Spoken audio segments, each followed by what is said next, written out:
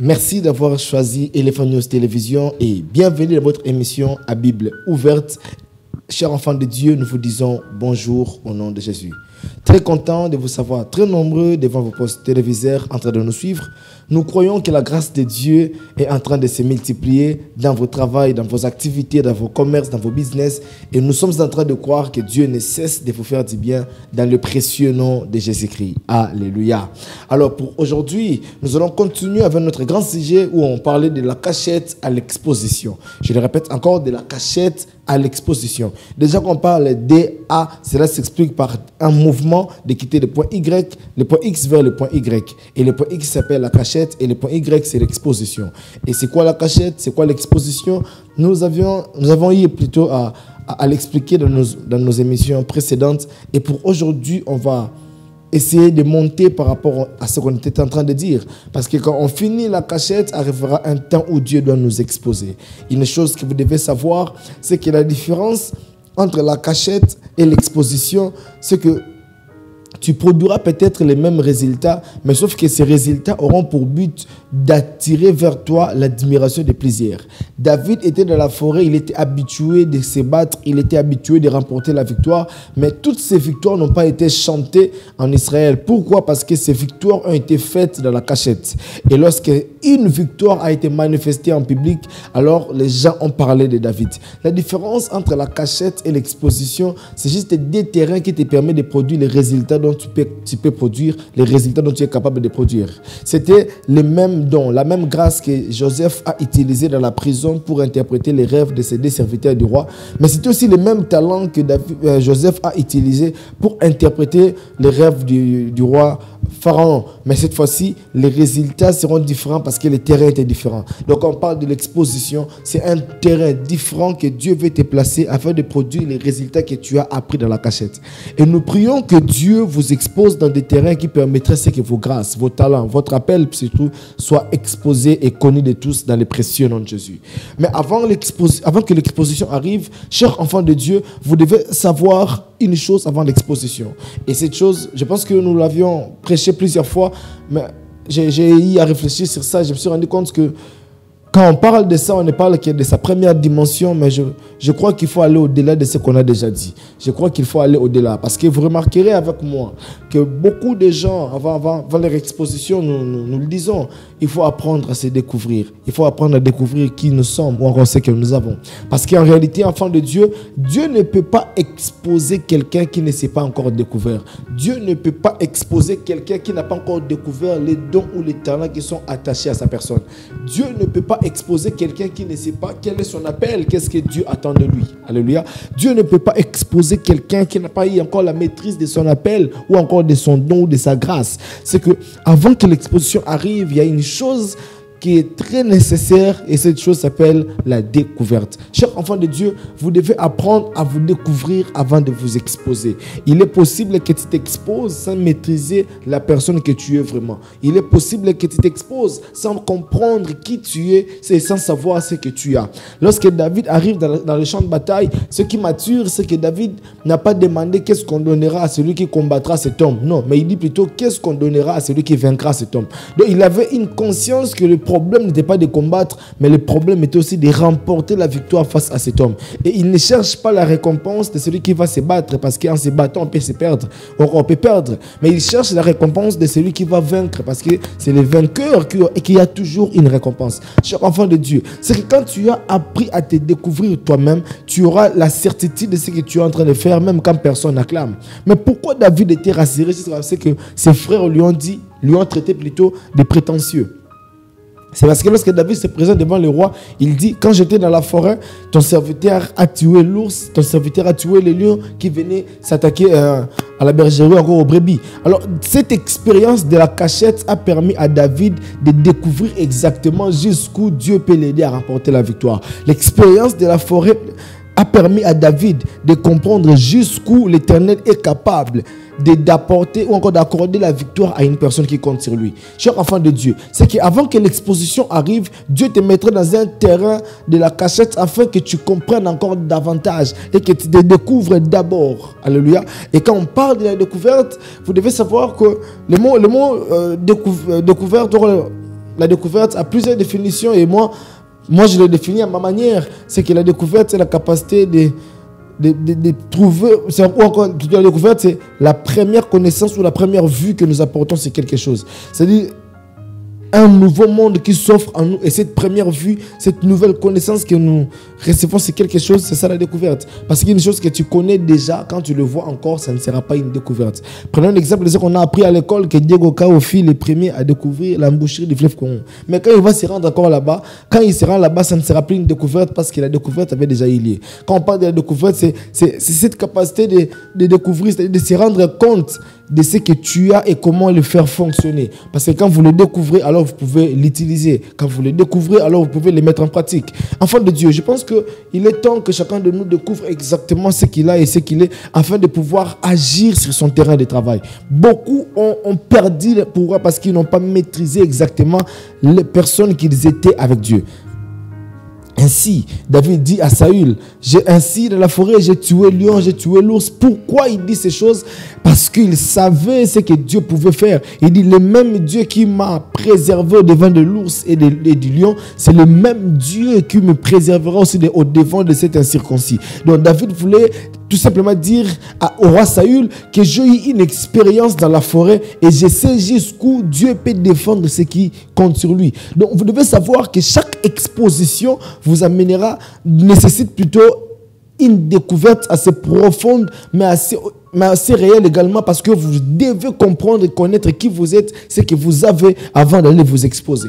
Et quand on parle de la découverte, je l'ai dit au départ, c'est que beaucoup de gens parlent de la découverte, mais à la première dimension. Et la première dimension, c'est quoi? C'est que beaucoup de gens, quand on parle de la découverte, on dit toujours aux gens, découvrez ce que vous êtes, comme je suis en train de le dire. Mais je pense que la découverte ne doit pas seulement se limiter au niveau de ce que nous avons ou encore au niveau de ce que nous sommes.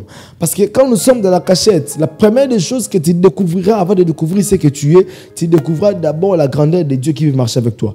Parce que la première des choses que tu découvriras dans la cachette, c'est Dieu lui-même. C'est Dieu qui se révélera à toi. C'est ainsi que lorsque Dieu se révèle à Moïse, Dieu commence d'abord à montrer à Moïse comment il est le Dieu grand. Parce que cette découverte permettra à Moïse d'intensifier encore sa confiance auprès de ces dieux qu'il veut travailler avec. C'est pourquoi il y a des gens qui dans leur cachette ne maîtrisent pas la matière simplement parce qu'ils veulent aller pour connaître les dieux qu'ils veulent aller exposer. Il y a beaucoup de gens qui jusque-là sont en train de se battre pour s'exposer sans connaître les dieux qu'ils vont aller exposer. La Bible déclare que le monde entier est dans un ardent désir de la manifestation des fils de Dieu. Romains 8, verset 19. Beaucoup des gens, ou encore toute la création, attend avec un ardent désir la manifestation des fils de Dieu. Mais moi je me suis dit une chose, pendant que la création est en attente, qu'est-ce que Dieu fait avec ses fils? Parce que la création attend la manifestation des fils de Dieu, mais qu'est-ce que Dieu fait maintenant avec ses fils? Alors voilà ce que vous devez savoir. Au moment où la création est en attente de la manifestation des fils de Dieu, Dieu est en préparation de la cachette avec ses fils. Parce que le moment de la cachette est un moment de préparation avant l'exposition. Et dans la cachette, la première des choses que tu découvriras, avant de découvrir ce que tu es, tu découvriras d'abord ce que Dieu est pour toi et comment Dieu est grand. Alors ce que tu comprendras de Dieu déterminera ton assurance, mais aussi ton appartenance auprès de lui, qui te maintiendra sur le chemin. Il y a certaines choses de la vie que tu n'as pas maîtrisées, il y a certaines réalités que tu rencontreras sur le terrain. Si tu n'as pas compris et connu le Seigneur, tu vas te perdre.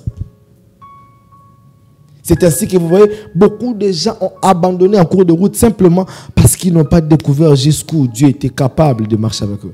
Ma prière est celle-ci, que pendant que Dieu te garde encore dans la cachette, qu'il se révèle encore plus en toi, que tu découvres qui est ce Dieu que je veux aller montrer aux autres. Dieu dit à Moïse, qu'est-ce que tu as entre tes mains? Moïse dit, j'ai un bâton, jette ça sur terre, mets ta main dans la poitrine. Dieu veut montrer à Moïse qu'il est plus grand que les dieux égyptiens dont il a peur. Et ce que Moïse a compris avec Dieu lui a donné une assurance de retourner en Égypte. Frère, dans ta cachette, qu'est-ce que tu apprends? Ça, moi j'appelle ça la première dimension de la découverte que l'homme aura à faire quand il est dans la cachette. Dans la première dimension, la cachette se divise en deux. Premièrement, tu découvriras Dieu et deuxièmement, tu découvriras ce que tu es.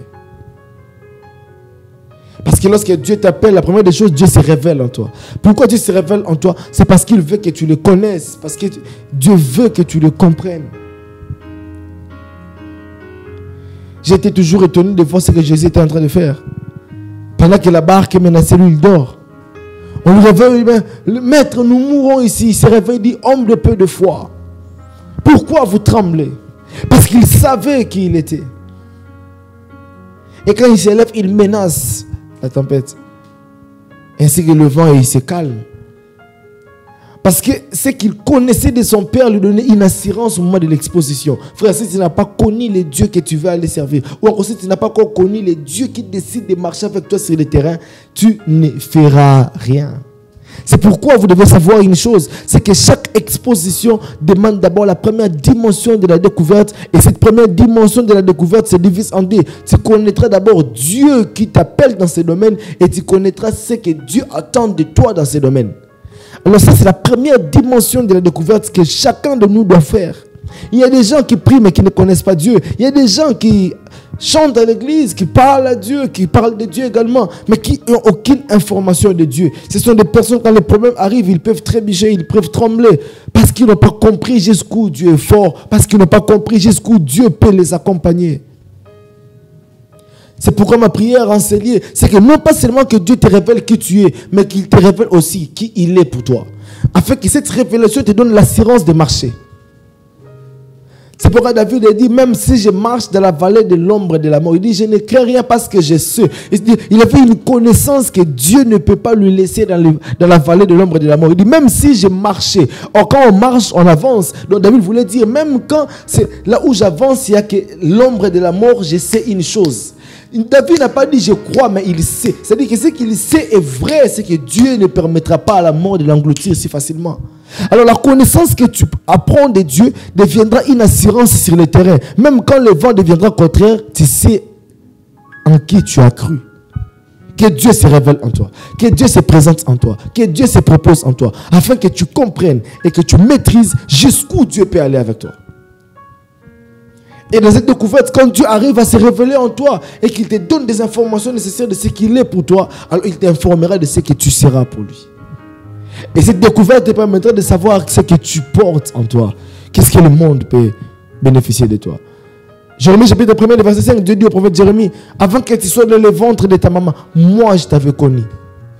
Et avant que tu naisses, je t'avais déjà consacré prophète des nations. C'est-à-dire lorsque Dieu se révèle à Jérémie, non pas seulement que Jérémie a l'information sur Dieu, mais Jérémie a aussi l'information sur lui-même. Tu ne t'exposeras pas si tu ne sais pas quel domaine tu vas aller t'exposer. Dieu ne va pas non plus t'exposer si tu n'as pas maîtrisé ce que tu es ou ce que tu seras de l'exposition. C'est pourquoi quand tu es dans la cachette, prie et reste encore dans la présence de Dieu. Quand ce n'est pas le moment de t'exposer, reste encore. Quand ce n'est pas le moment d'aller au devant du public, reste encore. Quand les autres partent, que Dieu te dit reste encore. Parce que Dieu veut que tu apprennes sur l'exposition des autres afin que ton exposition soit rassurée.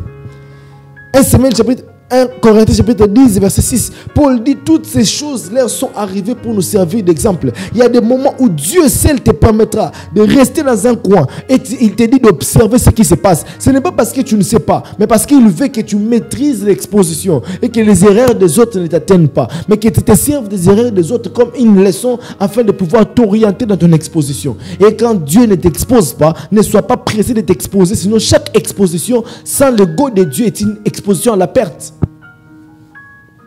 L'assurance de l'onction ne doit pas être une substance vers notre exposition. David a été oint pour être roi, mais malgré qu'il était oint, il est retourné à la forêt en train de diriger encore les brebis. Jusqu'à ce que le moment était venu, Dieu lui a exposé. Ce n'est pas le jour où David a reçu l'onction que c'était le jour où il est allé affronter Goliath. Il est possible que tu reçoives l'onction de Dieu dans la cachette, mais c'est très nécessaire d'y rester encore jusqu'à ce que le temps de l'exposition arrive. Et quand Dieu décide de t'exposer, finalement, il te tiendra en la main. Et même les petits résultats de l'exposition seront amplifiés devant de Dieu. Il est plus facile pour un homme de tuer un homme que de tuer un lion. Mais lorsque les hommes sont tombés, les femmes sont venues chanter. Mais cependant, lorsque les lions sont tombés, personne n'a chanté ça. Frère, quand ce n'est pas le temps d'exposition, il ne faut pas précipiter les choses. Parce que Dieu sait quand il faut t'exposer. Il y a des moments où tu dois rester auprès de Dieu. Seigneur, apprends-moi encore qui tu es. Aide-moi à te comprendre exactement. Dans Philippiens 3, Paul dit, tout ce qui avait de l'importance pour moi, tout ce que j'ai regardé comme des bénéfices, tout ce qui était nécessaire, il dit, par rapport à la loi, j'ai tout laissé parce que je voulais connaître la loi. Tout ce qui était important pour moi, aujourd'hui, je les regarde comme des pertes. Aujourd'hui, tout ce qui était nécessaire, je les vois comme des bouts. Mais pourquoi il dit ça? Au final, il dit, parce que je voulais connaître ces biens précieux. Et ces biens précieux, c'est quoi? La connaissance de Christ. Donc même Paul devait comprendre que le Christ dont je suis en train de servir est une richesse que je dois fortement connaître. Parce qu'une fois on connaît la richesse attachée au Christ ou encore au Dieu que nous sommes en train de servir, l'assurance sur terrain deviendra réelle. Cher enfant de Dieu, dans la cachette, on apprend encore. Et une des grandes choses qu'on apprend dans la cachette, c'est qu'on apprend sur Dieu. On arrive à découvrir Dieu. Parce que c'est lui qui marchera avec nous. Les Français disent que l'union fait la force. Mais la Bible dit que les exploits, c'est avec Dieu. On peut être nombreux sans faire des exploits. Les exploits, c'est avec Dieu. L'union donne la force, mais l'union ne donne pas les exploits. Elle déclare qu'avec Dieu, nous ferons les exploits. Et non pas qu'on sera ensemble beaucoup au plaisir. Ainsi, avec les réalités bibliques, vous remarquerez des nations se réunissent pour combattre une petite nation d'Israël, mais Dieu s'élève et détruit toutes ces nations. L'union peut faire la force, mais avec Dieu, on aura des exploits. Et quand on reste avec Dieu, tu comprends jusqu'où il peut marcher avec toi. Est-ce que je parle à quelqu'un? Lorsque tu restes avec Dieu, tu comprends jusqu'où il peut marcher avec toi.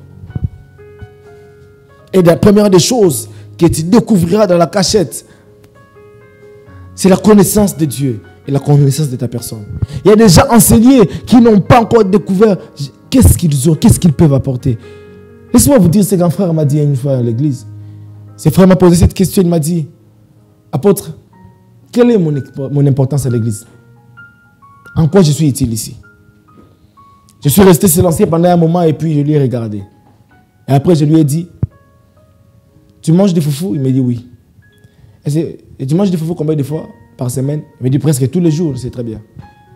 Et depuis que tu es né, tu as fait que manger du foufou et manger toutes les nourritures possibles. Est-ce que déjà une fois le foufou t'a dit pourquoi il est utile dans ton corps? Les foufou a déjà ouvert sa bouche pour dire ça. Mais c'est toi qui le consommes, qui découvre maintenant quelle est son utilité. Et je lui ai dit, voilà ce que je vais te dire. Ton utilité ne dépend pas de ce que les gens diront de toi ou disent de toi. Ton utilité est par rapport à l'apport que tu peux apporter, par rapport au travail que tu peux faire.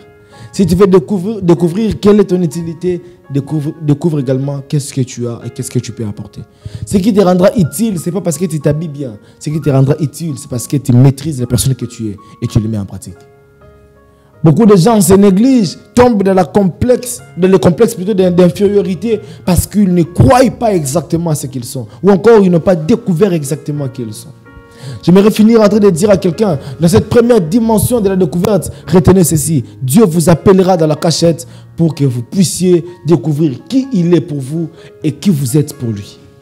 Quand Dieu appelle Paul, il dit à Barabbas, j'ai appelé cet homme pour que je vais lui faire comprendre jusqu'où il doit souffrir avec moi.